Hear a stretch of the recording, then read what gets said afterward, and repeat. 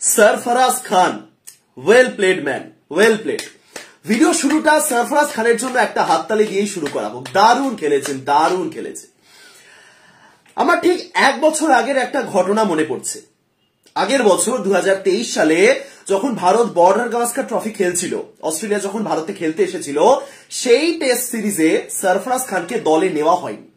সেই সময় একটা আলোচনা চলছিল যে সরফরাজ খান সুযোগ পেতে পারেন, তিনি রঞ্জিতে ভালো খেলছিলেন, তাকে তখন দলে নেওয়া হবে এমন আলোচনা উঠছিল। কিন্তু সরফরাজ খান শেষ পর্যন্ত সুযোগ পাননি ভারতীয় স্কোয়াডে। এবং সেই সময় সরফরাজ খান একটা মন্তব্য করেছিলেন।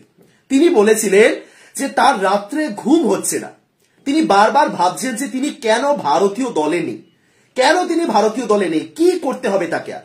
কিন্তু তার সাথে এটাও বলেছিলেন যে তিনি একদম শেষ মুহূর্ত পর্যন্ত চেষ্টা করে যাবেন ভারতীয় দলে তার স্থান পাকাপোক্ত করে নেবার জন্য, ভারতীয় দলে সুযোগ পাওয়ার জন্য। বেশি দিন আগের ঘটনা নয়, এক বছর আগে, গত বছর এই জানুয়ারি ফেব্রুয়ারি মাসেই অস্ট্রেলিয়া খেলতে এসেছিল, বর্ডার গাভাস্কার ট্রফি চলছিল সেই সময়। একটা বছর কেটে গেছে, আজকে 2024 সাল। ইংল্যান্ড খেলতে এসেছে, সরফরাজ খান তার ডেবিউ করলেন টেস্ট ক্রিকেটে এবং প্রথম ম্যাচে 62 রানের একটা অসাধারণ ইনিংস। দেখুন, রোহিত বা জাদেজা সেঞ্চুরি করেছেন, তারা খুবই ভালো খেলেছেন, কিন্তু আজকের দিনে ম্যান অফ দ্য ম্যাচ যদি কাউকে দেওয়া হয়, আজকের দিনের সেরা খেলোয়াড় যদি কাউকে দেওয়া হয়, নিঃসন্দেহে সেটা সরফরাজ খান। কি ভয়ডরহীন ব্যাটিং করেছেন, অসাধারণ। একই সাথে কত কিছুকে তিনি ভুল প্রমাণিত করলেন।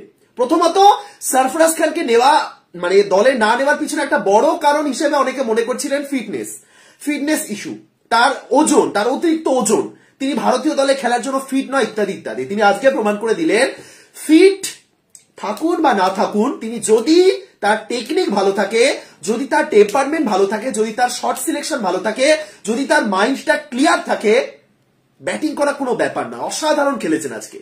ইংল্যান্ডের বিপক্ষে যেভাবে ব্যাটিং করেছেন, মনে হচ্ছিল তিনি ইংল্যান্ডের বিপক্ষে একটা ব্যাস বল খেলার চেষ্টা করছেন। দারুণ সরফরাজ খান, দারুণ দারুণ ইনিংস খেলেছেন। যদি শেষ পর্যন্ত সেঞ্চুরি অব্দি ওটা কনভার্ট হতো, খুব খুশি হতাম। মানে আমি তো অধীর আগ্রহে অপেক্ষা করছিলাম যে হয়তো আজকেই সেঞ্চুরি করে ফেলবেন সরফরাজ খান। খুবই ব্যাড লাক যে রান আউটটা তিনি হলেন, যাদের একটু দোষ রয়েছে, কিন্তু কিছু করার নেই, এগুলো ক্রিকেটে হয়। সুতরাং সরফরাজ খানের জন্য খারাপ লাগছে বটে, কিন্তু অসাধারণ একটা ইনিংস খেলেছেন, অসাধারণ ইনিংস খেলেছেন। এত বছর ধরে তার হার্ডওয়ার্ক, এত বছর ধরে তার সুযোগ না পাওয়া, সফলতার পরও ব্যর্থতা, এবং সেটা শেষ পর্যন্ত এরকম ভাবে যদি শেষ হয়। আজকে সকাল থেকেই সরফরাজ খানকে নিয়ে একাধিক মোমেন্ট তৈরি হয়েছে। তার বাবাকে জড়িয়ে ধরেছেন, টেস্ট ক্যাপ পাওয়ার পর টেস্ট ক্যাপটা খুলে বাবার হাতে ধরিয়ে বললেন দেখো পেয়েছি, কেঁদে ফেললেন দুজনে। তার স্ত্রীকে জড়িয়ে ধরলেন। সকালবেলায় তিনি নিজের নামে মোমেন্টটা ক্রিয়েট করে নিয়েছিলেন, কিন্তু তারপরে ব্যাটিং করলেন যেভাবে, অসাধারণ। ওই জায়গাতে রোহিত আউট হয়ে যাওয়ার পর আমার মনে হচ্ছিল যে সরফরাজ খান নামবেন ব্যাটিং করতে। প্রথম ম্যাচ, এরকম একটা সিচুয়েশন যেখানে এই যে পিচ, এখানে আরামসে 500 রান তুলে দেওয়া যায়, সেখানে সরফরাজ খান ব্যাটিং করছেন, একটু কি চাপে থাকবেন? এবং দেখুন, ওই 33 রানে 3টে উইকেট পড়ার পর যখন জাদেজাকে নামানো হলো, তার একটাই কারণ ছিল, দুজন ডেবিউটান্টকে নামানোর আগে জাদেজার মতন একজন অভিজ্ঞ ব্যাটারকে নামাও, যাতে চাপটা একটু কাটে। আমার মনে হচ্ছে ওই জায়গাতে যদি সরফরাজ খানকেও নামানো হতো না, তিনি অতটাই ভালো খেলতেন। পুরো ম্যাচিওর ব্যাটিং করেছেন, ম্যাচিওর ইনিংস। 90% উপর বল ব্যাটে মিডলড হয়েছে। তিনি ক্লিয়ার ছিলেন কোন শটটা খেলবেন, কোন শটটা খেলবেন না। একাধিক বাউন্সার ট্রাই করা হয়েছে তার জন্য, কিন্তু তিনি প্রত্যেকটা একদম সুযোগ মতন বল ছেড়ে দিয়েছেন। ক্লিয়ার ছিলেন প্রত্যেকটা শট মারার ক্ষেত্রে। জিমি অ্যান্ডারসনের মতন প্লেয়ারকে তিনি কাট করে বাউন্ডারি মারছেন। তিনি স্টেপ আউট করে 6 মারার চেষ্টা করছেন। তার ইনিংসে 9টা 4 ছিল এবং একটা ছক্কা ছিল। 93 এর স্ট্রাইক রেট, যখন হাফ সেঞ্চুরি কমপ্লিট করলেন 48 বলে। কিভাবে প্রশংসা করবো, দারুণ দারুণ। মানে বলে না সবুরে মেওয়া ফলে, আসলেই সবুরে মেওয়া ফলল। সরফরাজ খান এতদিন অপেক্ষার পর এট লাস্ট সুযোগ পেলেন এবং সুযোগটাকে অসাধারণ ভাবে কাজে লাগালেন। দারুণ খেলেছেন। একটা 62 রানের ইনিংসও যে দুজন সেঞ্চুরিয়ানের থেকে বেটার হতে পারে বা সেটা নিয়ে বেশি প্রশংসা করা যেতে পারে, সেটা আজকে সরফরাজ খান দেখিয়ে দিয়েছেন। দারুণ খেলেছেন, দারুণ। Well played man, well played.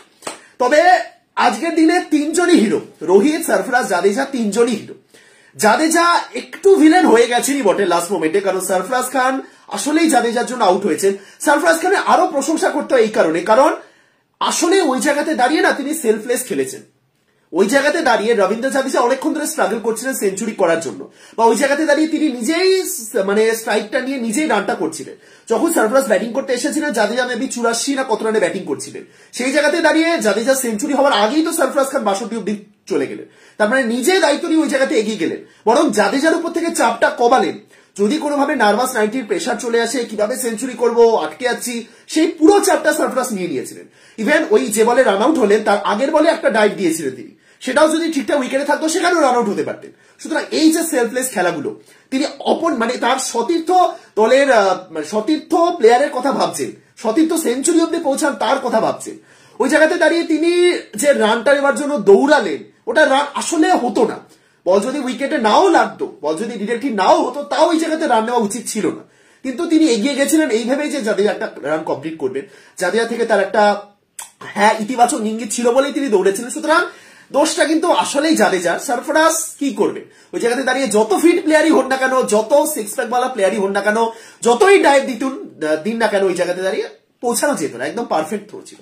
যাই হোক, ঠিক আছে, কিন্তু স্টিল জাদেজার ওই একটা রান আউটের জন্য জাদেজাকে তো ভিলেন বানানো যায় না, আসলেই দুর্দান্ত খেলেছেন। প্রথমত 33-3, প্রথমে 33-3 দেখার পর আমার মনে হলো যে মানে ওই জায়গাতে মনে হচ্ছিল গেল ভাই গেল, এই জায়গাতে কোহলিও নেই, রাহুলও নেই, বাঁচানোর জন্য কেউ নেই, কি হবে। এবং আমি এক্সপেক্ট করছিলাম ওই জায়গাতে হয়তো সারফরাজ খানই আসবেন, কিন্তু জাদেজাকে পাঠানো হলো। একটাই কারণ ছিল, তুমি ভাই এত বছর ধরে খেলছো, তোমার এত ব্যাটিং অভিজ্ঞতা রয়েছে, তুমি নিজের ঘরে খেলছো, হ্যাঁ, তুমি দুজন ডেবিউট্যান্টের আগে তোমাকে পাঠাচ্ছি, তুমি একটা ভালো ইনিংস খেলো, তুমি একটা সার্ভাইভাল ইনিংস খেলো। যদি ওই জায়গাতে 33 থেকে 100 অব্দিও পৌঁছাও, তুমি 100-তে যাওয়ার পর যদি আর একটা উইকেট পড়ে তাও ঠিক আছে। এবং জাদেজা সেটা খুব ভালো মতন পালন করেছেন, খুব ভালো মতন পালন করেছেন। জাদেজা থেকে আমরা ব্যাট হাতে সেরকম বড় ইনিংস খুব একটা দেখতে পাই না, কিন্তু টেস্ট ক্রিকেটে বিগত কয়েক বছরে, বিশেষ করে ঘরের মাঠে, জাদেজা কিন্তু আসলেই ভালো করেছে। ওই জায়গাতে তার প্রশংসা করতেই হচ্ছে ভাই, মানে ওখানে কোনোভাবেই তার কৃতিত্ব অস্বীকার করা যাবে না। যেভাবে ব্যাটিং করেছেন রোহিত শর্মার সাথে, যেভাবে পার্টনারশিপটা বিল্ড করেছেন, 5 নম্বরে ব্যাটিং করতে এসেছেন, 10 ওভারের মধ্যে জাদেজা ব্যাটিং করতে এসেছেন, সেই জায়গাতে পার্টনারশিপ 200 ছাড়ালেন দুজনে মিলে, আসলেই ভালো। ওই জায়গাতে কোনোভাবে জাদেজার কৃতিত্ব অস্বীকার করা যায় না, দারুণ খেলেছেন, দারুণ ব্যাটিং করেছেন। এবার এখনো অপরাজিত রয়েছেন 212 বলে 110, মানে বলে না পাপের প্রায়শ্চিত্ত, ওই রান আউটের পিছনে তার কিছুটা পাপ রয়েছে। এবার সেই পাপের প্রায়শ্চিত্তটা তাকেই করতে হবে যদি এটা 500 অব্দি কোনোভাবে পৌঁছায়। রানটা এখনো তার সাথে জুরেল রয়েছেন, আরো একটা ব্যাটিং অপশন রয়েছে, এছাড়া তার সাথে রবিচন্দ্রন অশ্বিন রয়েছে, আরো একটা ব্যাটিং অপশন রয়েছে, ব্যাটিং অপশন প্রচুর তার কাছে। তাকে দায়িত্ব নিয়ে এবার স্কোরটা 450 বা 500 দিয়ে নিয়ে যেতে হবে, তাহলেই পাপের প্রায়শ্চিত্ত হবে। আদারওয়াইজ ওই একটা পাপের জন্য তাকে কোনোভাবে ছোট করা যায় না। আসলেই দারুণ খেলেছেন জাদেজা। এবং সবশেষে ক্যাপ্টেন রোহিত শর্মা। রোহিত শর্মা সম্পর্কে বিগত কয়েকদিন ধরে বলা হচ্ছিল, ভাই দেখো শ্রীকার ভারত বাদ পড়েছে, শ্রেয়াস আয়ারকে ইনজুরি নামে বাদ দিয়ে দেওয়া হয়েছে, তাহলে রোহিত শর্মাকে তো বাদ দেওয়ার একটা উপায় খুঁজতে হবে। কিন্তু রোহিত শর্মাকে চাইলেও বাদ দেওয়া যাবে না, তিনি দলের ক্যাপ্টেন। আসলে বিগত 8টা ইনিংসে রোহিত শর্মা কোনো হাফ সেঞ্চুরি নেই, একটা ব্যাট প্যাচের মধ্যে দিয়ে যাচ্ছিলেন টেস্ট ক্রিকেটে। মাথায় রাখতে হবে টেস্ট ক্রিকেটে, স্বাভাবিক প্রশ্ন উঠতো। কিন্তু তার সাথে এটাও মাথায় রাখতে হতো যে রোহিত শর্মা অফ ফর্মে নেই। অফ ফর্মে থাকলে কোনোদিনও এই আফগানিস্তানের বিপক্ষে টি20তে সেঞ্চুরি করতে পারতেন না। রোহিত ফর্মেই ছিলেন, কিন্তু টেস্ট ক্রিকেটে ক্লিক হচ্ছিল না।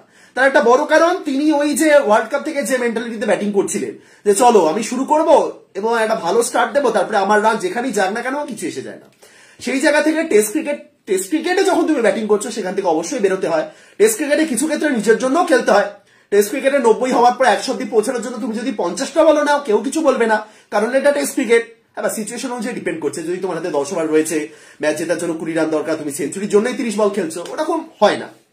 যাই হোক, তো ঠিক আছে, রোহিত শর্মা আজকে সেই জায়গা থেকে বেরিয়েছিলেন। রোহিত শর্মা আজকে খুব ক্লিয়ারলি কয়েকটা শট খেলেছেন, পেসারদের পুরোপুরি ব্যাকফুটে তিনি আজকে হ্যান্ডেল করেছেন। ব্যাকফুটে যেভাবেই মারা হোক, পেসারদের আজকে খুব ভালো মতো ব্যাকফুটে তিনি খেলেছেন। স্পিনারদের সোজা খেলেছেন, সোজা ব্যাটে খেলেছেন, ঠিকঠাক টার্গেট করেছেন।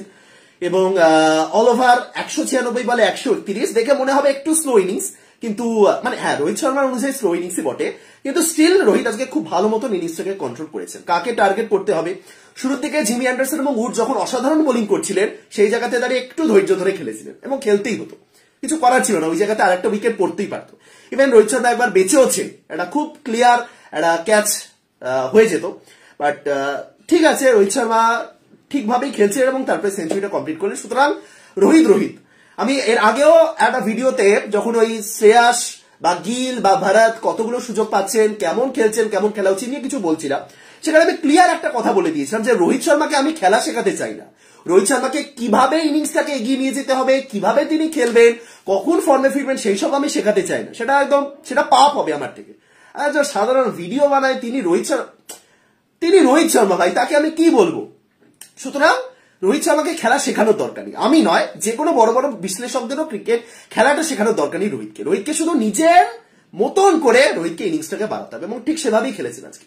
131 রান, 14টা চার, দরকারে 6ও মেরেছেন। সুতরাং অল ওভার রোহিত এবং জাদেজা ফাটাফাটি। ওই জায়গাতে যে পার্টনারশিপটা বিল্ড হলো 33-3 থেকে আমি খুব খুব খারাপ ভেবেই নিয়েছিলাম 150, বিশ্বাস করুন, মানে সত্যি বলছি, 33-3 থেকে আমি ভেবেই নিয়েছিলাম খুব খারাপ যদি হয় 150, ম্যাক্সিমাম মানে 150 হবেই, 150তেও অল আউট হয়ে যেতে পারে, এরকম একটা ভেবে নিয়েছিলাম।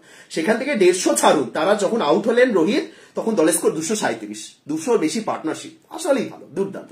এবং তারপরে যদি একটা সরফরাজ খান থাকে তাহলে আর কি। ঘুরে ফিরে জাদেজা এবং রোহিত খুবই ভালো খেলেছেন, বাট সরফরাজ খান ওফ, অসাধারণ অসাধারণ, দারুণ। 62 রান 66 বলে রান আউট হয়ে গেলে, মানে ডেবিউ ম্যাচে কেউ যদি রান আউট হন, একটা সেঞ্চুরি করার মতন পরিস্থিতি বানিয়ে দিয়ে, তাহলে খারাপ লাগে, মানে খারাপ লাগছে, সরফরাজের জন্য খারাপ লাগছে। তার ওই জায়গাতে দাঁড়িয়ে তিনি, তাও আমি দেখলাম সরফরাজ কোনো কমপ্লেন করলেন না, বরং জাদেজা একটা হাত দেখালেন যে আমি কি করবো ভাই। সরফরাজ কমপ্লেন করলেন না। সরফরাজ তার বাবাকে দেখলাম মাথায় হাত দিয়ে দিয়েছেন, তার স্ত্রী তিনিও কি বলবেন বুঝে উঠতে পারছিলেন না। রোহিত শর্মা তো মাথা থেকে টুপি নামিয়ে ছুঁড়ে মারলেন। ব্যাপারটা এমন নয় যে সরফরাজ খানের সেঞ্চুরির জন্য সবাই অপেক্ষা করছিলেন, টিম ম্যানেজমেন্ট তো টিমের ব্যাপারটা দেখবে না, এবং সেখানে যদি সরফরাজ থাকতেন, যদি আজকে সরফরাজ এবং জাদেজা মিলে শেষ করতেন, যদি আর একটা এক্সট্রা উইকেট থাকতো হাতে, তাহলে ভারতেরই লাভ হতো। সুতরাং ঠিক আছে, টিমের জন্য বলুন বা তার নিজের জন্য বলুন, একটু খারাপ লাগছে। ওই জায়গাতে রান আউটটা না হলেও পারতেন, হওয়া উচিত ছিল না অ্যাকচুয়ালি, না হলেও পারতেন, ওই জায়গাতে রান আউটটা, যাই হোক কিছু করার নেই। এবং যে 3 জন আউট হয়েছেন তাদের সম্পর্কে দু একটা কথা বলি, কারণ যখন 3টে উইকেট পড়েছে তখন তো একদম দেখলাম আবার গিলকে নিয়ে সেই তুলোধনা শুরু হয়ে গেছে যে গিল ওয়ান টাইম ভালো খেলেন, শুধু চাপের ম্যাচে ভালো খেলেন, আজকেও একটু আউট হয়েছেন গিল। আমি গিলের ক্ষেত্রে একটা জিনিস মানে সমস্যার রয়েছে, সেটা হলো পেসারদের বা অফস্টাম্পের একটু হালকা বাইরে যদি বল একটু নড়াচড়া করে, তাহলে গিল সেই জায়গাতে সমস্যায় পড়ছে। এই জায়গাটা গিলকে একটু মাথায় রাখতে হবে, কারণ এরপরে যখন সেনা কান্ট্রিতে খেলতে যাবেন অস্ট্রেলিয়া মাঠে, সেখানে কিন্তু দরকার। জয়সওয়াল খুব ক্লিয়ার খেলছিলেন শুরু থেকে, তার শটটা খুব ভালো ছিল, কিন্তু একটা খুব ভালো বল ছিল। এবার গিল বা সরফরাজকে নিয়ে ট্রোলের কোনো জায়গাই নেই। দুটো ম্যাচ আগেই জয়সওয়াল ডাবল সেঞ্চুরি করেছেন, গিল আগের ম্যাচে সেঞ্চুরি করেছেন। পাতিদারকে নিয়ে একটু সমস্যা হবে, তাও পাতিদার যে প্রথম 4টা মারলেন, হ্যাঁ ব্যাকফুট পাঞ্চ টাক করে একটা আওয়াজ হলো, একদম স্মুথ যে আওয়াজগুলো বেরোয় না, কিন্তু তারপরেই স্পিন একটু অতিরিক্ত স্পিন খেয়েছে। বাট যাই হোক, এই যে পিচ, সেই পিচটা খুবই ভালো ব্যাটিং এর জন্য। 326 একেবারে নিরাপদ নয়, ইংল্যান্ডের ব্যাটসবলের সামনে তো একেবারেই নয়। এখান থেকে অন্তত 500 টার্গেট করা উচিত, 500 টার্গেট করলে হয়তো 450 উঠবে, তারপরে লড়াই হবে। মানে এই 326 দেখে যে একটা দল খুব এগিয়ে গেছে এমনটা নয়। এই সরফরাজ খান যে ইনিংসটা খেললেন না, এখনো যে 3টে ইনিংস পড়ে আছে, 3.5 খানা ইনিংস পড়ে আছে, আরো এরকম 66 বলে 62 দেখতে পাবেন, আরো এরকম 90+ স্ট্রাইক রেট নিয়ে ব্যাটিং দেখতে পাবেন। জ্যাক ক্রলি আগের ম্যাচে প্রমাণ করে দিয়েছেন তিনি কি করতে চলেছেন, সুতরাং জ্যাক ক্রলিদের সামলাতে হবে। সবচেয়ে ভয়ঙ্কর কিন্তু জ্যাক ক্রলি আমার এই মুহূর্তে মনে হচ্ছে।